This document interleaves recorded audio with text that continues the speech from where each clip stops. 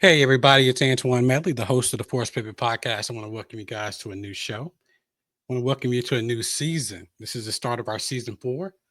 And as always, so happy that you guys are returning with us to kick off a new season of hearing some great stories, hearing from some great guests just about, how their lives have been changed through maybe some of the pivots in their lives, whether it be something that they chose to do and a road that they chose to follow, or you know how life is. Life will force you to go in so many different directions. So again, I want to welcome to a new show.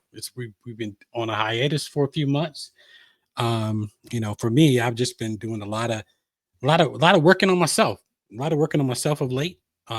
Even through that self work and I would say that self healing. I've been, one thing I wanted to really do is find myself a new therapist, and I did that. And this brother that I'm working with is changing my life, people. He is changing my life, and the last few months that we've been working together, he's actually, I'm not going to say but as far as the things that I've been sort of unpacking have been life altering. I mean, there have been things that I've been bringing forth in my mind and memories of things that I guess I suppressed them. I just hadn't really thought about it. But I mean, I'm not saying that things were earth shattering that are come to the forefront of my mind, but there are definitely things that make me who I am today. Which I know most of our childhood focus us to what we're going to be as people. And some things in our childhood are good, some things are traumatic and not so good, but they create the person that we are today. But the good thing is we don't have to stay that person. We can become better.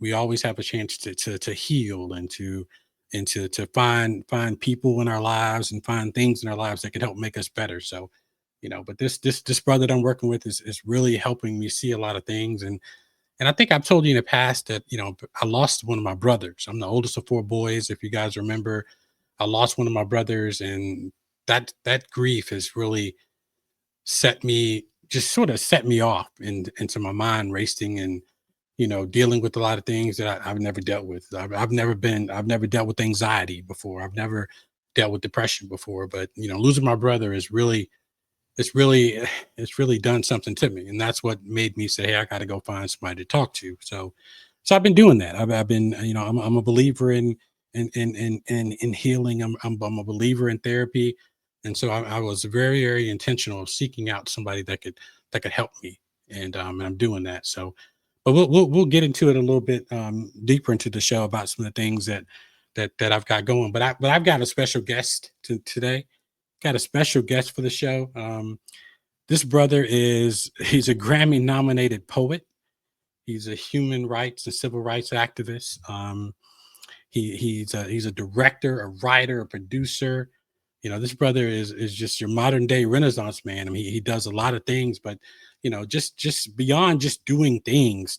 This brother is doing things in a space just to help people. Right? Ever since I've known him, ever since I've seen him, ever since I've been reading some of his works and watching him on YouTube, and I mean, you name it. I've had some chances to meet him in public and in person, and he's the same brother, which is so good to me, because I try to be the authentic Antoine all the time.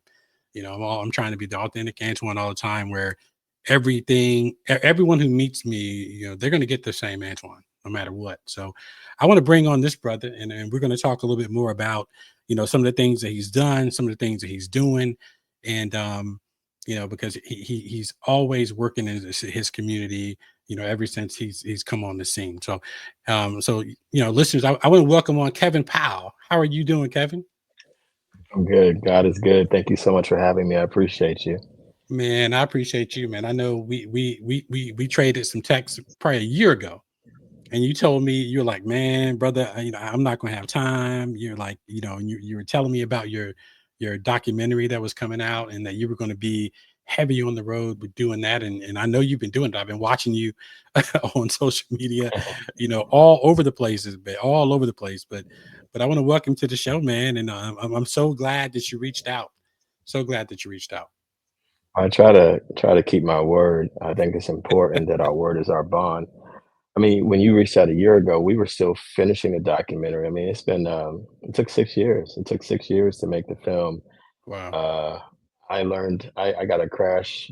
I got a couple degrees in filmmaking for this process, man. I've been in a lot of documentaries on the other side of the camera, but to make a film happen, I have a newfound respect for people who make movies. It is not a game. Like books are not easy either. I've Right. done 16 books. I will never look down on books, but let me tell you, I am thrilled right now to be working on my poetry book after those 6 years of working on this film, a new poetry book. I'm sitting there like, man, let me read me some Shakespeare, some Langston Hughes, and get back to my poetry real quick. You know what I'm Right. saying? I Yeah, can believe it. I have a friend of mine. She's in the documentary area as well, and when she does her work, when she goes under, it's you kind of like do. she's engrossed in it for long periods of time to get this stuff done. Well, the reality is,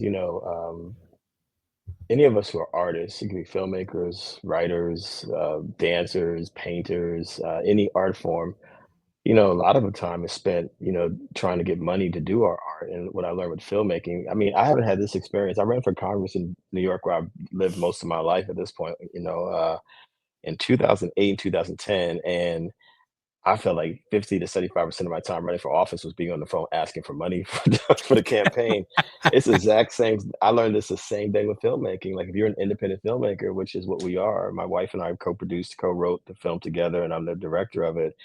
A lot of it was, hitting up foundations.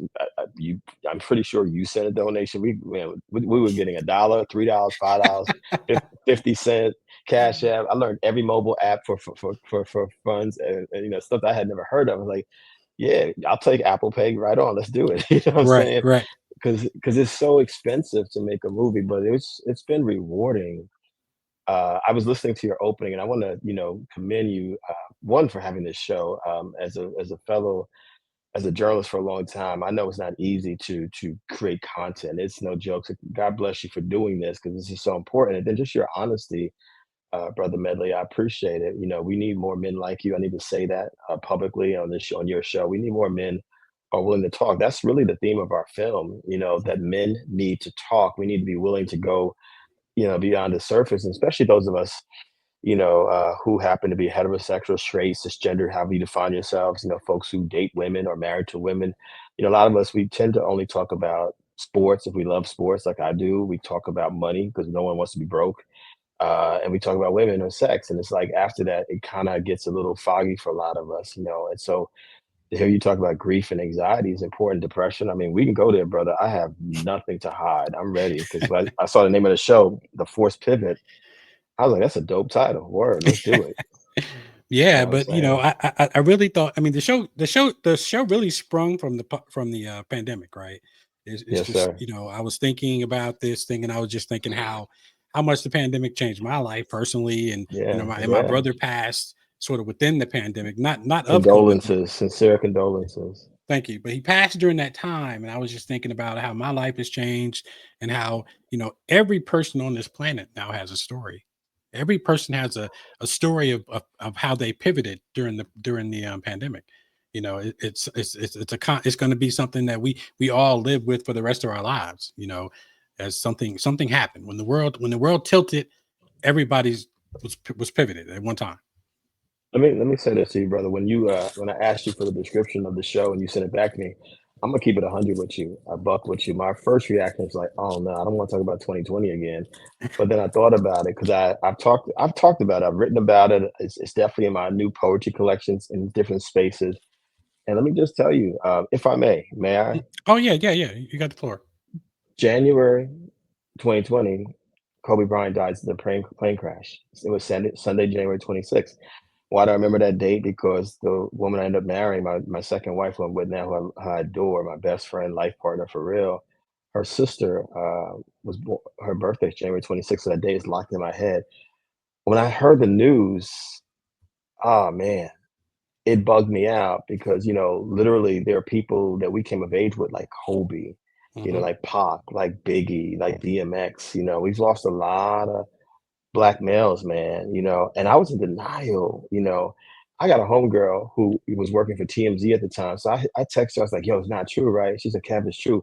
And you know TMZ be having the scoop before everybody else. And so she was like, Right. Kev, it's definitely true. That blew my mind. A month later, February, I happened to be in California for some speaking engagements, college. I don't even know where I was at, but I was asked by BET to go to Kobe's memorial at then it was still called the Staples Center, crypto.com arena now. It was packed. It was mad people outside, Antoine, and I was just like, man. And it was like people, white, black, Latinx, Asian, indigenous folks, everybody, and it was hard, man. And I was sitting amongst journalists, and we all were crying. You know what I mean? Because it was like this man was 41 years old, and it was just deep. And so this is all happening. And now keep in mind, I was also going through a divorce. Mm, You know what I mean? And I think we had our last counseling session in January, and it didn't go well at all. You know what I'm saying? And it was a mediation, I should say. And so you talk about the forced pivot. I'm pivoting in a lot of ways, man, because I'm like, I got married later in life, and I felt like a failure. You know, Kobe, someone that I admired greatly, especially his later years, because you saw his evolution for who he was. And right. so he pivoted many times, as you know. Right. And this memorial, and then I'm at the airport, LAX, about to come back to New York. I run into a sister whose name is escaping now, but I knew her. We had known each other through the entertainment industry. And we talked, we said, well, let's try to sit together. So we asked and we got to sit together. And I noticed that she sprang everything down where we're sitting. And I'm still oblivious because my head is in divorce mode and Kobe's dead. I'm like, what Right. are you doing? She said, you don't know? I said, no, what's up? This is now like the first couple of days of March. She said, Oh yeah. yo, there's this disease out here, and people are getting it. I was like, normally I'm a news junkie, brother man. I usually know what's going on. I was clueless. I will admit I was clueless. And we got through the flight. I'm like, okay. She wiped down my little table. She wiped down the armrest. Within a week, everything shut down. Yeah. Yeah. Now, I was one of those people in New York City because we were the first epicenter of COVID, as you may recall. Hmm. I was one of those people who was single, living in a high-rise building, and all of a sudden, from March through the summer through June of 2020, I just was by myself. Yeah. And and I'm an only child. So I'm used to being by myself. And I'm a writer. I've been a writer Right. since I was a kid. So I'm used to solitary. But let me tell you, being by myself for those 3 months, hearing about Breonna Taylor getting killed during that Mhm. time, Ahmaud Avery gets killed jogging in Georgia during that time. Breonna was in Kentucky. I'm tripping. Trump was the president, right? Remember all of Right. that stuff that was going Right. on? We're all tripping. Yeah, and I felt myself um, losing my mind, quite frankly. Mm, I felt I was losing my mind in 2020, that first part of 2020. Like I was genuinely, slowly losing my mind because I was beating myself up about the divorce. I was beating myself up about every relationship. I was going way back into what you said in your open. I mean, listen, man, I was raised by a single mother. My mother and father didn't marry. My father was at least about a dozen years older than my mother. I saw him 3 times, from the time I was born till I was 8 years old, and he disowned me. And my mother cut us off the whole 9 yards. Like, I'm not going to do anything for you ever again. Never saw him again. You know what I mean? mm, So all this stuff is going through my head, and people don't understand. You know, uh, I actually thought about, and I talked to a couple of friends. I actually thought about committing myself to an institution. That's how bad it was, the depression. That's what I'm wow. essentially talking about. What you Mhm. alluded to in your opening. I was going through one of the worst depressions that I've ever experienced. And I've battled depression since I was a child. I've battled sadness since I was a child. Mhm. And I was doing everything I could to hold on. And one of my friends who I don't want to name him, but he's a rapper, pretty prominent rapper out of Brooklyn. You know, we had a phone call. He said, Kev, because he knew where I was at. I was in a place of like, I don't want to live anymore. I'm keeping it Mm, real with you, man. People right. think, oh, Grammy, oh, Right. MTV, oh, all these magazines he's done cover stories for, all these books, the kid Kevin travels. Doesn't mean that your mental health is in place. Doesn't Right. mean that your spirit's in place. You just Right. have, these external things, this resume stuff, this bio stuff, this CV stuff. Yeah. But That's what's just really on happening paper. on the inside? Yeah. And then George Floyd gets killed, May Mm, 2020. Man, I must have watched that video 1,000 times, you know? And, it's not it's like, Ras Baraka, our frat says it in the movie or documentary. We've seen this movie before, but with something about this man being kneed to death for 9 plus minutes. Right. I felt like I had been transported to the 1920s and I was watching a black man being hung from a tree. That's what Yeah. it felt like, Yeah. you know? And to see the policeman just, I mean, he's Stand just there. there. He's just there. Yeah. Like this is nothing. Yeah. So that is the first half of my year, 2020. You talk about the COVID and having to pivot. And keep in mind, when COVID hit, I was supposed to get divorced in February or early March of 2020. Mhm. It got postponed because the court shut down. So imagine your divorce also being in limbo. So That was, wow. brother. And so, think about it. Like, I'm like, wait a minute. You tell me I can't get divorced? No, you can't get divorced right now, sir. No, you So can't finish you this. have to stay married. You got to go through this again later. And so, and then, June, all the protests exploded around the country and around the world. I was out there a lot, but I also was doing something that, why do I have the hoodie on? I just came back from working out because I gained more weight in 2020 than I had ever done in my life because I was emotionally eating worse than I had ever done in my life. You Mhm. know what I mean? Like, I'm keeping it real with you. There was a lot of stuff happening. I had to, because of the divorce and certain things in New York with New York state law, um, it hit me financially in so many ways. I had to declare a second bankruptcy. So by the time we get to July of 2020, I was filing my second bankruptcy in my life. And finally, I was able to get divorced. I mean, how I got divorced, you see how we're doing this interview right now and we're on Mhm. camera. My ex-wife and I had to hold up our divorce papers to the camera on the computer so it could be recorded. That's how I Wow. got divorced. Wow. Imagine what that feels like, brother. Imagine what all that feels like. Now, And you're trapped, trapped in your apartment by yourself. You know. yeah, and forced to reckon with various aspects of your life. You said it in the opening again. I love listening to people. I mean, I don't know if it's because I'm an activist for a long time, a journalist for a long time, but I think listening is an art form, and I was very touched by all that you said just in a couple of seconds. August 2020, a brother that I knew when he first got out of Howard University died, Chadwick Boseman. Hmm. I did a cover story for British GQ on Chadwick Boseman. He was the same person when I interviewed him after this massive success with Black Panther that he was when I first met him when he first got out of Howard University. Humble brother, South Carolina roots, just like my family, South Carolina roots. Hmm. And I wrote a piece for CNN.com about Chadwick and what he meant to so many people and how I knew him in the whole 9 yards. A young brother named Tariq Jackson, who I held in my arms when he was a baby. He's his brother, his father and I. His father's an alpha. Tariq graduated from the same year from USC Film School as Ryan Coogler. That was his classmate, and Steve Capel, who did Creed 2, directed Creed 2 and the Transformers movie. Tariq Okay. had just gotten a fellowship with HBO. He was tripping. He and I, this is our last text messages between each other. He was like, "You knew Chadwick?" He was tripping about Chadwick dying a month after that, September 2020. This is my year of 2020, talking about COVID and forced pivots. I was I was in August of 2020. I actually let me go back in April of 2020. Just follow me for a second, please.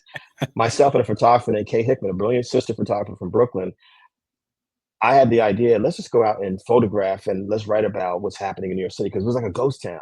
And so Right. we got an article in the New York Times and it turned into an outdoor exhibit at a museum in New York City. The New York Historical Society did an exhibit outdoor of it was called Hope Wanted, New York City in the era of COVID or something like that. So I actually created an exhibit in the midst of it because I had to do something. I couldn't Right. just sink completely. So I was trying to find creative ways to be and honestly to get some coins. I mean, most of the first 8 or 9 months of 2020, my bank account was negative or very close to negative. That's how Yeah. bad it was. Yeah. You know what I Yeah. mean? Yeah. And Yeah. I haven't told the complete story like this until I saw what your show was about. Let's go back to September 2020. A German TV crew reached out saying, "We heard about your exhibit in New York. Can we come interview you at your exhibit?" And we're also interviewing people all around the world about the effects of COVID because it was a global pandemic. So I Right. said, yes. I'm with this German TV crew. I get a call from Tariq's father, Steve Jackson, Dr. Steve Jackson, our alpha brother. He said Tariq is dead. This is Hmm. the same Tariq that I just text messaged with a few weeks before when Chadwick Boseman died.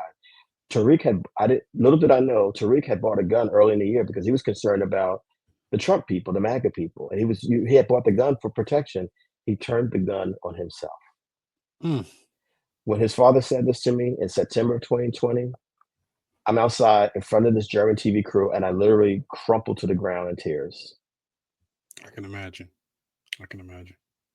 Mm, So when you talked about your brother, I understand. I was devastated that this young man who graduated from Morehouse College and then USC Film School, master's degree from USC Film School, took his life. And me, who had been battling depression and my own thoughts of suicide in various parts of 2020, when I got that news and I went to his funeral, shortly thereafter, and we were all, it was devastating. It was devastating. Tariq was yeah. full of life. My film is dedicated to him. Mm, You know, um, the forced pivot that I had to do, Antoine, is I decided, Kevin, you had to live, man. You can't give up. right. It's not easy. It's not easy being black in this country. It's not easy being a black man in this country. But you gotta find a way to live. You can't leave your mother. You can't leave your auntie, who's like your second mother. People are depending on you. You got to finish this film. You can't give up.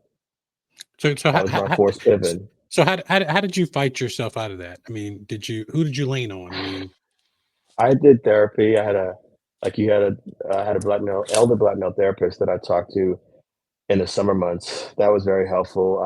Honestly, it was a couple of friends, close friends. That one rapper friend who said to me, "Oh, what he said to me is that if you take yourself out, you're giving racism a victory." That stuck mm, with me. That stuck with me. So even in my worst moments, that helped me. Um, there's some close male friends of mine who helped me big time during that time, man. Even if it's just some, friends who just loan me money, man. I didn't have, people think because you're a public person yeah, or figure or whatever, that most of us are not balling, man. We're not right, balling, you know what I right, mean? right, And I've been an activist, brother, my entire adult life since I was 18 years old. I'm like, I'm not comparing myself to Dr. King or Malcolm, but what I'm saying is I'm a giver. I've always helped people and sometimes to my own detriment. And I'm in therapy. I just had a therapy session yesterday. I have a new therapist as well that I'm working with. She's wonderful, sister. And she said that you got to understand that you can't be self-sacrificing for the rest of your life. What are you going to do for yourself? yeah, You know what I mean? And so yeah, 2020 was the beginning of a lot of things that I had to pivot from and rethink and bad habits. And, why do I do all this for so many people? Well, part of it's because in my childhood, I felt neglected. I felt that I was abused. I was a victim of violence. I became violent myself at different points. And, you just want to be liked by people. You just want to be approved by people. You know what I mean? And maybe if I help people, maybe people will like me. I mean, this is the stuff that yeah, was in my head that as a yeah, grown man that I had to uncover and like, man, you gotta stop this pattern because you always end up in this space of sadness. yeah, You know what I yeah, mean? We can't prevent death. Death is my aunt Catherine will always says is a part of life. But what we can prevent is slowly uh, destroying ourselves. yeah, You know what I yeah. mean? And Yeah. I know And for that's me, what I'm a natural. I'm and I know I see this about myself because I see it in my daughter. My youngest daughter is an empath, right? She mhm, she can if you put her in a space of sad people, she will feel it, right? that's And me. and Yeah. I'm the same way to a degree. But like I mentioned earlier, when my brother passed, that just like put me over the top, right? Yes. So even now, I feel like I'm on my emotionally, I'm on a razor's edge all the time, where I can see something, like my oldest daughter said, talk me into start binge watching Grey's Anatomy. I, I, Mm, I can't do it. I, I I I have to stop watching it because every episode just crushes me. I mean, there's some story about somebody who survived or died, and I just like it's like I can't hold back my I emotions. understand. What my pattern of my depression throughout my life up until COVID was that when I got sad, went to that sad, dark place, I would gravitate towards very dark, sad art, TV Mm, shows, movies. even music. Like, Smokey Robinson is one of the first artists that my mother introduced to me when I was a kid because she loved Motown, obviously, and loved Smokey. You know what I'm saying? A Mhm. lot of folk, and but if you think about it, I'm listening to the Smokey songs like "Tracks of My Tears," "Tears of My Clown." That's not gonna help your sadness. You No. know what I'm saying? No, you You don't know need to what I listen mean? to Smokey for that. No, and then if I flip to hip hop, man, why am I listening to DMX over and over again? You know what I'm saying? And Tupac struggling with stuff. You feel I'm going with this? Yeah, It's like, I feel you, I feel you. it's so I actually created a file, a playlist on a couple of playlists on my iPhone, like happy music. You know what I mean? I was like, Yeah. Kev, you asked me what I did. I was like, I had to fight for my life, Brother Medley. I had to fight for some joy. I'm like, I remember a Chinese American activist said to me years ago. Her name is Ajin Pu. She said we need to find the small victories, and that I can't say it's never just one thing. It was definitely that therapist I spoke to during the summer. It was definitely the circle of people who Mhm. held me together. You know what I mean? Because I needed to be held together. Quite frankly, it was my young brother's friend's suicide that blew my mind. It blew my mind. It devastated me, and I was just like, "Have you can't go out like this, man. You can't go out like this." And I fought. What I also left out in the middle of this conversation is I also was dealing with. Think about it. If I ain't got no money and my bank account's like zero or less negative, that means Right. you might not be paying rent, which might means I was also getting eviction notices during that time. It was everything that could possibly go wrong It at the was same just like time. a perfect storm, sadly. And I mean, if COVID. it could go wrong, it went wrong. And you know what's crazy about it? I didn't even get COVID until 2 years later after that. Amidst all of that, I never got COVID in the Yeah, beginning. I know same thing with nothing. me. It took I'm 2 saying? years for me to get it. It took 2 years for me to get it, you know, and I don't know if I told you, but, I'm a, MS patient. I have Oh, multiple wow. sclerosis, right? I But didn't realize that. I'm high functioning multiple sclerosis patient. If I didn't tell you, people don't know, Yeah. but when COVID hit, I just started some new medication which zaps my immune system. So Mm. we in my house, we locked everything down. It's Yeah, you like, have to. we because I was like, I can't get sick because I don't No. have anything to fight it, right? So, Yeah. luckily I had my wife and my two daughters in the house, and a lot of people. I know some brothers in that situation where they didn't come out too well from that, but for me, I was like, I, That's a you know, blessing. I was That's a perfectly. blessing. I was blessed to have them, around me, and I had no problems with it. You know what I'm saying? I That's a had blessing. three of the four women I love the most with me, and I couldn't ask for anything. Couldn't ask for anything more. But it's I just that, that sudden death of my brother. It just blew up. My entire family. I'm the oldest of four boys. I figured I would go first.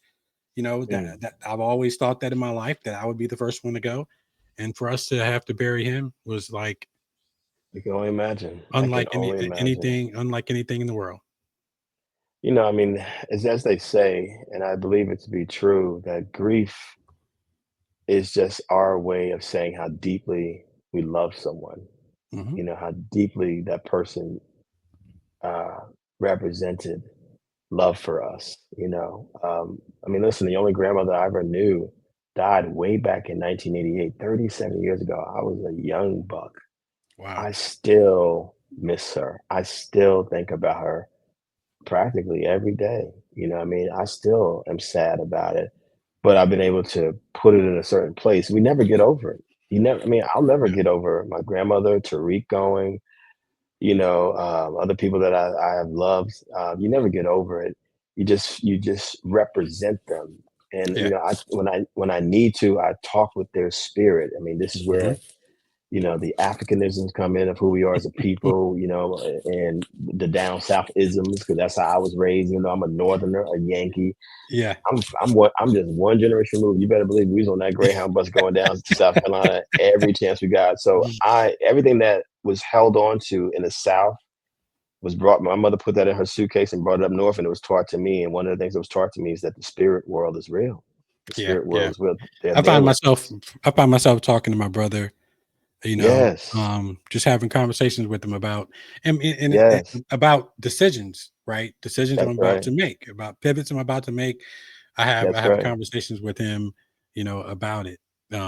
Just because, my brother he was a Navy man. He had gotten out of the Navy.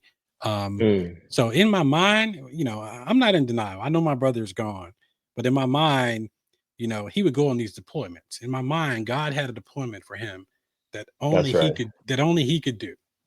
That's right. Right. So God plucked him to do that deployment. And, in my mind, I tell myself, I'll see him. I'll see him another day. I'll see him again. That's right. I'll see That's him right. again And you somewhere. will. That's I'll right. see You him will. again. But man, look, And tell us about your documentary. Tell us, because I'm dying. I might have to I might have to drive or get on a plane and fly to wherever you are, to come see it. what city are you in North Carolina? I'm down in Raleigh, North Carolina. That's it's gonna come to Raleigh. We're gonna get to Raleigh. I guarantee that. No, no, we're talking to people practically every day. But I can't talk about the documentary without saying one last thing about 2020 Hmm. is also the year that I was connected to my second wife, Evangeline Lawson, and she has been a gift from God, and she ended up becoming an integral part of getting this documentary done.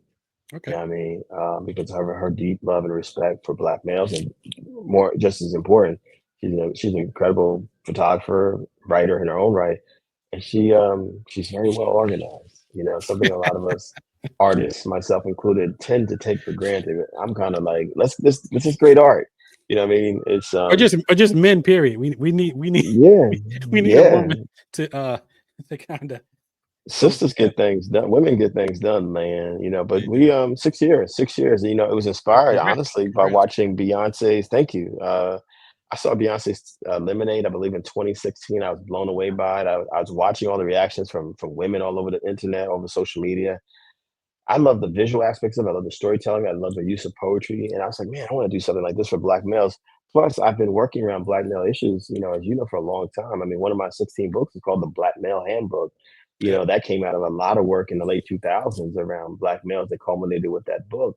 And because we wanted to just kind of create a tool, something that would be helpful to brothers. And, you know, um, like I said, I went into it very naive. And it's not like I hadn't worked. I mean, obviously, I was on MTV. The first season of MTV's The Real World, and after Hmm. The Real World, I was a writer for a documentary that we did for MTV about the LA Rebellion through the lens of young people of all different backgrounds. So I've worked on productions, but I wasn't the person driving the production. Right. You were behind the Man, camera. well, that and I was the writer. I was actually on camera for the documentary, but I was host. So I didn't have to. I didn't have to do no budget. I didn't have to raise no money. You just show That up and is do your thing. Yeah, and get paid. I was like, "Word, this is." I was chilling. I was like, "This is word. I could do this." Right. Man, being the director and co-writer and co-producer and the lead fundraising person for the Mm. film, man, listen. Uh, what was it like? It was incredible. We have 70 Black males in the film, from teenagers to 90 something. Their voices are represented in different ways in the film. I knew that I wanted to bring the energy of my love of sports and sports images, ESPN, Fox Sports, whatever. Mhm. My love of popular culture, including hip hop, music videos, video games, all of that. I didn't want to make a traditional documentary. When you see it, you'll know what I'm talking about, because our film, yep, there's talking head, people being interviewed throughout the film, but there's also the artwork of my late brother Radcliffe Bailey opens every chapter, one of our great visual artists. There's illustration, there's animation all over the film. There's music. There's a whole soundtrack, male artists soundtrack for the film. There's a Okay. score done by a brilliant brother out of Chicago that's a separate of the soundtrack. There's tons of special effects. We wanted to do something that was going to appeal to all the senses, while also being divided into 9 chapters, like that are about 10 minutes each. And so there's chunks. We start off with history. There's manhood. There's fatherhood. There's a chapter called abandonment. There's a chapter called hurt. There's a chapter that talks about how we treat women and girls. We have to Mm. have an honest conversation about that. Yeah. There's a chapter Yeah. called brothers, how brothers relate to each other. There's a chapter called tribe. And the last chapter is called hope, because I was like, a couple things we thought about. Evangeline, my wife, co-producer, co-writer of this film, as we worked, we did not want to re-traumatize people with a whole bunch of black men getting beat up by white supremacists or by the police or getting shot. We didn't need to see that. We certainly talk about George Floyd. We certainly talk about Emmett Till, two of the most egregious and sadly infamous incidents that have ever happened. But you don't see a whole bunch of images of brothers hanging from trees. But like we know that, Yeah. we know Yeah. that. What was also important to us is to show black men as the whole human beings that we are. Look at the conversation we're having right now. Imagine if your podcast didn't exist. Imagine if other podcasts like yours, led by brothers, didn't exist. You would think the only thing we talk about is hip hop and sports and money and women, and that's it. You feel what I'm Right. saying? Right. Our documentary has 70 black male voices. 12 of them have doctor in front of their names. Okay. Where do you ever see that? Where do Right. you ever see a dozen black males just here's Dr. Steve Jackson, and here's Dr. Maurice Stinnett, and here's this person, doctor this and doctor that. That was intentional. I say, we're like, yeah, we have brothers who are formerly incarcerated. We have brothers with PhDs. We have brothers who are straight. We have brothers who are queer, transgender, disabled, differently able. We have even brothers who are short statured, little people. When do you ever hear them speaking? When do you ever Right. hear black males who are disabled speaking? You know what I mean? We have black males who survived sexual assault as children talking about that. We have black males who have been violent or were the victims of violence. We have black males talking very honestly about being fathers or Hmm. having had fathers in their lives. And we have black males like me who didn't have fathers. You know what I Hmm. mean? Because we also wanted to make a point to say, just like you just said, my daughter, you would think that black fathers don't exist given the portrayal of us in the mass media culture in this country. You don't even exist, brother. You don't Right. exist. We're like, enough of that. We know there's been a drop off, but like Dr. David Banks says in the film, there's systemic reasons why a lot of black males are missing in action. Part of it is the prison industrial complex. Yeah. Part of it Yeah. is what has happened with racism and how it's affected disproportionately black males in certain kinds of ways. We're not going to ever say that black women and black men got it worse than black women. What we will say, which I think is correct, is that we have it differently. We both catch hell, but Right. we catch hell in particular kind of ways. And there's ways that black men catch hell that affect a lot of things that have to do with us being engaged in family and community. That's just the reality. And so Yeah. we talk about that in the film. You know what I mean? And it's let me tell you, we've been around the country. We're going to continue to go around the country, and I'm serious. People have been reaching out from Raleigh, from Okay. Charlotte. We are definitely coming to the Carolinas. People have been asking, Kev, when's it going to stream? Man, that's the easy part. If we wanted to stream it, we could put it on YouTube or Yeah. Amazon Prime ourselves, like right now. Right. What's Right. more important to us is we show the film, Conversations. like we just, yeah, and then these conversations have been profound. And Hmm. it's not just a film. It's a film because the activist part of me and my wife is an organizer as well. It's the film, but we also created a study guide curriculum for fifth grade for fifth Oh grades, wow. grade for fifth graders through adults. So we have it at different levels. We also created a multi-part podcast series that's coming where we expand on themes that are talked about in the film. It's the soundtrack that I talked about. There's going to be 2 music videos and 2 singles released from this thing. This tour, and it's not just going to be in this country. We're already talking to our folks in the Caribbean and the West Indies. We're talking to folks overseas in Europe, and we're definitely going to the continent. We're definitely going to Africa. You know Hmm. what I mean? Because we're like, we need to have these conversations as men and boys all around the Over the globe. world. Because Right. yeah, because one of the things that's said, and what was so beautiful, brother Medley, about your opening statement again, I keep coming back to it because it was so powerful, is that you were saying, I don't know if you realize it, here's what I'm doing, and what we're saying in the film is the same thing. We've got to figure out a new way to be black men that is not predicated on the definitions given to us by someone else, Right. Yeah. which means we got to figure it out. I agree. I agree so much because I've been, I was someone recommended a book that I read, and I'm an audiobook listener, and there was a book by Hmm. Jason Wilson. Yep. What is it called? The man that the moment demands. And Hmm. then I went back. I listened to that one, blew my mind. Went back and listened to a couple of other books, man. And these books are pretty much exactly what you're talking about. He's talking about, how how he was formed as a man, good, bad, or Right. indifferent, right? Because we're formed through our childhood. We're formed through our childhood trauma, what we see, what we were told, what we were taught. And, and that's just been ringing in my head. And it's like everywhere I've been turning and left, right, up or down, it's something about something's telling me that I need to do something to form some safe spaces for black men to come together. And That's it. so that's because I worked with black boys for a number of years, but I now it's remember. like, we were, as black men, God bless us, we want to help young black boys, but we're trying to help mold black boys into something that we're not, right? Because we're broken, we're cracked, but we don't let That's them right. see that, and so we're trying to form them into something that we're not. So we need to heal ourselves, and then we'll be able to raise better black boys and better black girls. Because again, I got two girls. I don't have any sons, so I'm trying to be the best black man I can for my black wife and for my two black girls. One thing you'll appreciate about the film, we not only because people think that we're just focusing on black men as fathers of boys.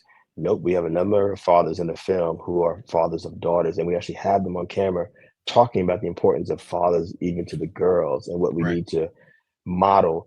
And something you said, I wanna jump in and offer another way of thinking about it. When I do uh, I don't even know if I do. I've been out there speaking for 30 years at this point. I still do speeches, but when it's like high school and younger, it's interactive the whole way. But even with Mhm. college students, I find it more interactive than ever because it's not 1995, man. It's 2025.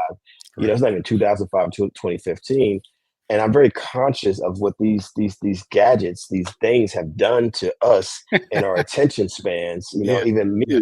I find myself having to read the same paragraph over and over again. Like, okay, what did I really get that? You know what I mean? Is my brain going in all these different directions because of TikTok, YouTube, the gram, Instagram, all this different stuff that I digest every day. But I say that to say, I believe for me, I'm always just honest. I'm just Mhm. very honest with young people. I'm like, you know what? Here's what I've learned. There's things that I can teach y'all based on my experiences, but there's things you can teach me as well because you see the world differently than I do if you're born in the 2000s. I'm not born in the 2000s. I'm not born in the 90s, for example. You know what I'm saying? I'm talking about people who are younger than me. I'm in my 50s. You know what I mean? But also, here are my shortcomings. Here are the things I'm still working on because we're works in progress. I think part of the problem of the value system of this culture or this society that we live in called America, and I'm saying this as someone who has literally been to all 50 states in this country, has interacted with all kinds of people. Many of us just live a lie. This is I just call it what it is. We live these falsehoods, or we believe that we have to pretend to be things, or we hide things from young people. I mean, I love my mother. I mean, I wouldn't be here if it wasn't for my mom. But you know how it is. There's folks in our communities. Some of it's generational. Some of it's just we pass it from generation to generation. Don't talk about certain things. I'm talking about everything. I'm a vegan, man. I don't drink. I don't smoke. I don't do anything. But have Mhm. I drank and have I smoked? Absolutely. You know what I Yeah. mean? Have I Yeah. been sloppy drunk? Absolutely. You know what I mean? Am I a Yeah. peace loving person at this time in my life? Absolutely. I'm like yoga, namaste the whole way. But have I been violent in my life? Absolutely. And here's why I was violent. You know what I Right. mean? I Right. don't I believe that we should just tell we should, you used the term authentic in the beginning in your opening statement. That's what it is. I think we have to just be our authentic selves, whatever that means. And I think that, I have personally seen young people open up a certain kind of way because they're like, man, thank God as an adult not pretending to be something that they're not. You know what I mean? And I see with a lot of adults, unfortunately, they reenact what we've been taught. I don't yell at young people. I don't curse at young people. I don't put young people down. Why? Because it all happened to me. It all Mhm. happened to me. I was called Mhm. stupid, stupid MF.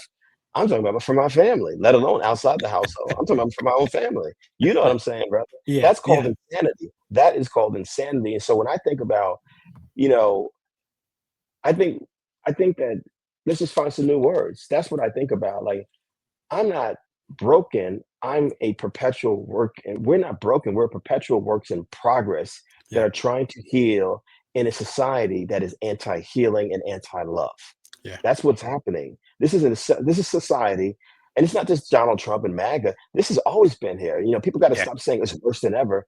No, No. man. No. I lived through Reagan, two Right. Bushes, crack, AIDS, Right. heroin. You feel what I'm saying? All of that. You know All what of I mean? that. You know what I mean? I lived through the disappointment of Cosby not being Cosby that I thought he was. Yeah. I mean, there's a whole bunch of stuff we could talk about here.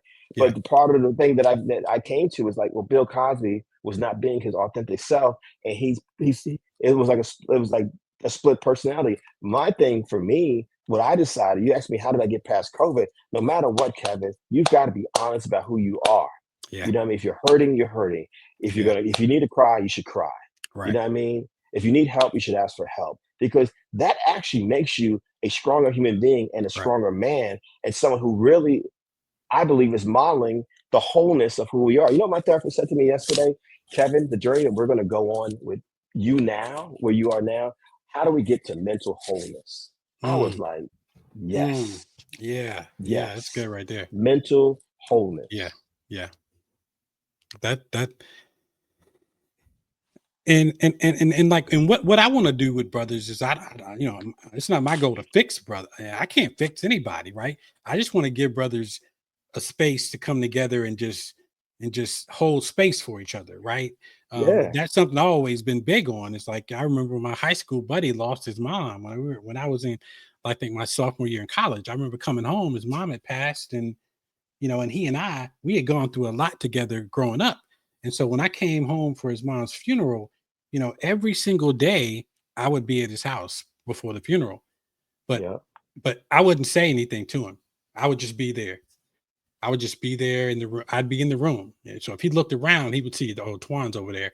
I'm not in hmm, his face offering him anything, but he just knew hmm, that when he looked around, if there was any kind of in any kind of sort of stability was in that room, he knew Antoine was going to be over there in the corner, not saying anything, not trying to pep him up, not trying to make him laugh.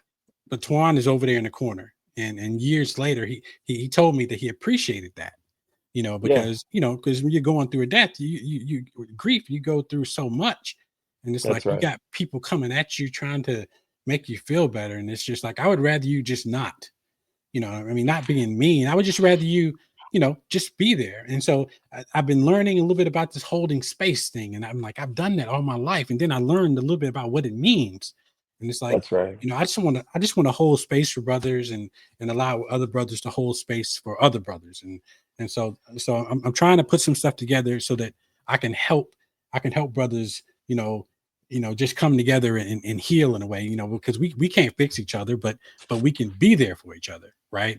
And because of our experiences, we can actually offer some tools. Like one of the things we were very conscious of, you were asking about the film. We didn't want to create a film that felt very over the, like we're pounding you over the head, we're preaching to people, we're lecturing to people. We Right. said just create this safe space, as you put it, where Black men can talk. And in that talking, oh, this is how I can be a better father. There you Oh, go. this is how I can show up as a Black man in my community. Oh, these are the ways that I can deal with my mental health challenges. Oh, maybe I should say to another brother, I love you, or I need Right. help, or brother, can I just have a hug? You know what I'm saying? Right. And not get Right. caught up. Oh my God, the things we say in 2025, the homophobic stuff that we say to each other, like no homo, quote unquote, which is ridiculous, Which which is is ridiculous, ridiculous. ridiculous. You know what I mean? You know, I think a lot of us men, and it's not just Black men, it's white men, it's Latinx men, it's Asian men, it's indigenous men. What we're taught as men in this country, on this planet, is that it's not okay, especially in this country. Because I've been in other countries where and when I was a Muslim, and I'm a Christian now, Mhm. as I was growing up. But when I was a Muslim, I saw Muslim men just holding hands, and we're looking like, damn, because our mindset is like men don't do that, men don't touch each other, men don't Right. show affection toward each other. Man, that's insane. That's It is. insane.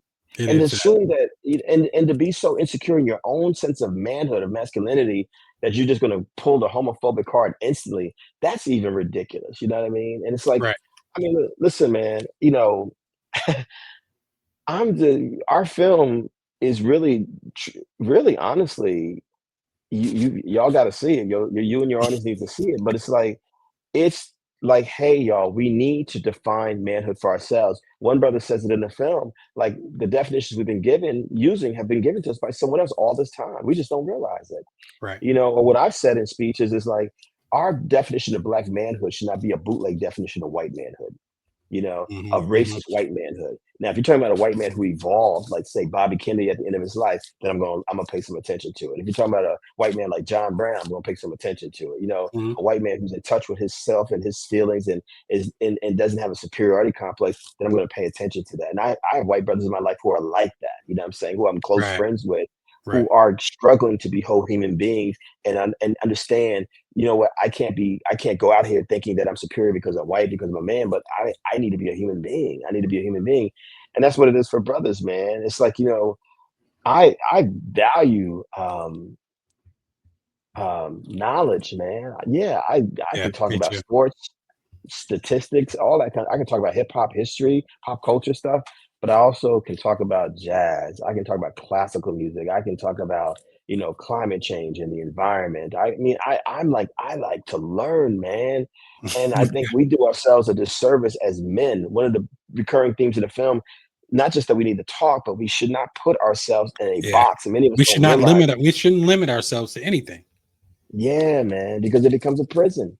It Yeah, becomes a prison. It becomes a prison. And so I even challenge words and stuff like that, man. Like, I just think that it's important. I mean, I'm a writer. I'm a poet, man. I've been a writer since I was a kid. This is with God, I didn't have a lot of gifts, I don't believe, but one of the things that because I was such an only child and an introvert and I was shy as a child, I just wrote things down, man. That's how I hmm became a writer. I just wrote things down, man. And I'm like, so words matter to me. And I think that words, because I was called all kinds of names in the household, as I said, and outside the household, I'm very sensitive to words that we as men use, no matter what our race, and words that we as Black people use. Are the words empowering and affirming, or are they further putting us in that cage, that box, that prison? right. So, Kevin, I watched the. I went on YouTube and I watched the trailer for the documentary on YouTube, and and and I watched the trailer, and then I sat back and I started thinking about the title, "When We Save the World." Free the world. Yeah, when we free the world. And I Yes, was sir. and I was sitting and I walked around a little while thinking about that thing, trying to say, okay, when we free the world, where is he going? what, what what is he trying to make us think about with that title? Freedom. Freedom. You can't be free if you don't know who you are. You can't be free if you don't define yourself for yourself. You can't be free if you're only thinking about yourself and not about all people. These letters on my chest, you know what they are. Mhm. You know what I mean? You know why I joined? Why I wanted to be this? Because of Yeah, Dr. King, because of W.B. Du Bois, because of Thurgood Marshall, because of Paul Robeson, people like that. And I think about Dr. King, not just as I have a dream speech at the end where he says, free at last, free at last. He could have added, when we free the world, when we free the world, right, or when we get to the last speech, the mountaintop speech, where he says, we as a people will get to the promised land. He could have also added there, when we free the world. right, You know what I'm saying? And right. so freedom has been a recurring theme for me in my writings from the very beginning. I became a professional writer when I was still in college. I was only 20 years old, and I was in a hurry, man. I was like, I gotta write. I gotta do this. And but I was also coming into my awareness as a Black person. My wife was blessed to have two parents, who taught her Black history, so she didn't grow up not loving herself. I hated myself the first 18 years of my life. But when I got to college, Rutgers University, and I began to study Black history, I really did a deep dive into like, oh Mhm. my God, I need to learn all this stuff. And what kept coming to me, be it 1619 or the Revolutionary War period or Civil War, and enslavement of our ancestors, segregation, Tulsa, Oklahoma, Wilmington, North Carolina, all these things that have happened to our people, the Civil Rights Movement, it's a fight for freedom. It's a fight for freedom. It's a fight for freedom. And Black people are the souls of this country and the souls of this planet.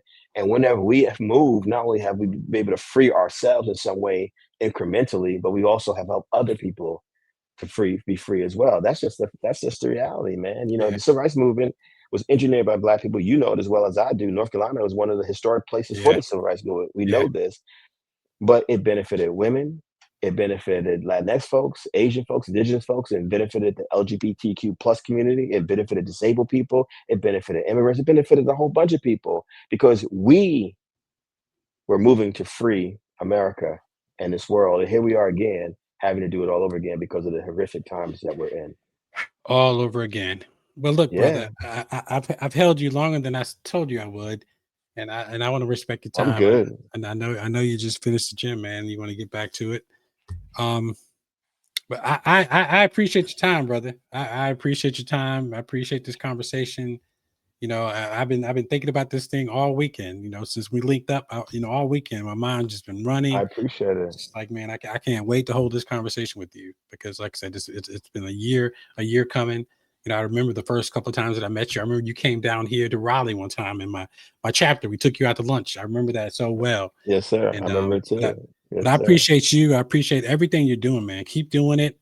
You know, and because You as well, brother. You as well. I'm a huge watcher. I watch people. You know, I spend my time watching people worth watching, and you're one of those brothers, man. You're one of those Well, brothers worth watching. all praise is due to God and the ancestors. I thank you for this opportunity.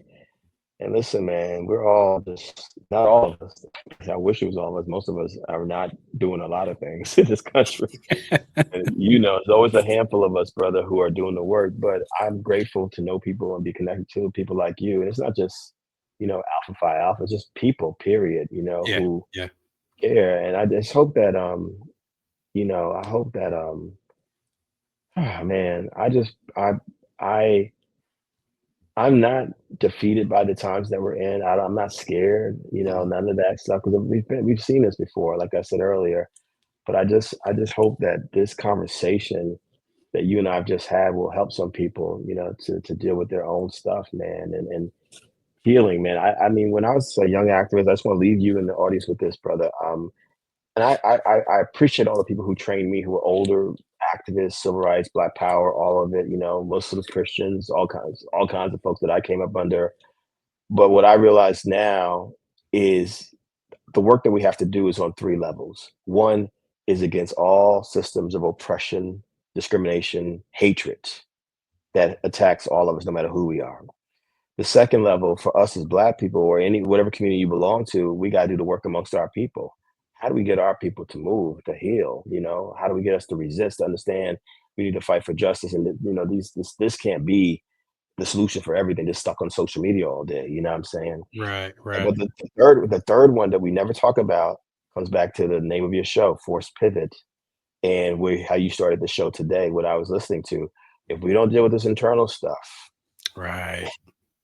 it's going to come back to haunt us in many different ways. I have many stories to share one day about. I've written about it, I've talked about it, but when I do all. Kev, you got all these books. Kev, you're doing all this work in the community. That don't mean nothing if you continue to be a damaged human being for the rest of your life. Yep. Yep. Like brother, like our brother West says, I'm trying to love my crooked neighbor with my crooked heart, right? So, you know, it doesn't mean we have to keep that crooked heart, right? We can Mm-mm. change that. We can change that. That's right. We've got to That's be what it's about. very intentional. We got to be very Yeah, intentional about. And I feel, you know, I'm 54, right? I'm at a point in my life where I don't have any time not to be intentional. You know, I've got to be brother. intentional about everything. I'm just a couple years older than you. Even if both of us live to 100, we've already lived longer than we are going to be alive at this point, unless we happen to live to 108. You know what I'm saying? God, willing. You know what I Right. mean? And so I think about that. But for me, my spiritual work every single day, prayer, meditation. What I exercise every single day in some Hmm. form. You know what I mean? And if I don't, I make it up somehow. What I put in my body, I don't judge people. Like I said, I've drank, I've smoked, I've eaten all kinds of stuff. I mean, my mom was from South Carolina, so I ate everything growing up. You know what I Right. mean? But my wife and I are intentional about even the body products that we use. Everything is natural because these chemicals, this stuff destroys us. I mean, the cancer rates in the society have exploded since the 1950s to the present. It's because of what we put in our bodies, it's what we put on our bodies, it's what we inhale. It's all kinds of stuff happening all about us. You know what I'm saying? And so we got to think about these things. And then, my wife says, love is a practice, kindness is a practice, love is a practice, kindness is a practice. She's taught me so much. And so I think about, like, how can you say you want peace if you're not peace, Kevin? You got to be Mhm. peace. You got to Right. be peace. Right. How can you say you want safety if you're not safe? Feel me, brother? I So feel you. that's what I think about now. The activist stuff is great. The books, the writing, the film, that's all cool. But if you're an effed up human being, yeah, I'm sure you've met a lot of them just like I had, man. Yeah. It sounds good, but this person Yeah. is horrible. You Yeah. know what I'm saying? I don't want to be horrible. No, me I don't either. want to be horrible. You know Me what I either. mean? So thank you. Well, Thank you. brother, Thank you. thank you. Thank you for your time, man. And I'll let you go. And you know, always, man. I'll tell Brother Ward that we had this conversation. I'll make sure that Yes. Big I'll brother make sure that he Ward. takes a listen to it. You know, Yes, sir. we've got a chapter meeting on Saturday, so Yes, sir. I'll let him know that we talked. Thank you so much for having me, brother. I appreciate you. All right, brother. God bless you. Appreciate you. All right, God Peace bless to you. you. Yep. Well, hey, folks, look, this conversation went, you know, so deep, and Kevin's such a deep brother, and that documentary is like something that I can't wait to see. I cannot wait to see it. When we save the world, and when I thought about that, and he talked about freedom, and freedom can go anywhere. We can be emotionally free, we can be debt free, we can be mentally free, we can be physically free. You know, we can be as free as we are willing to become. So, so if you hear anything about that documentary, go check it out. Visit his website, kevinpowell.net, kevinpowell.net. You can find Kevin all over social media.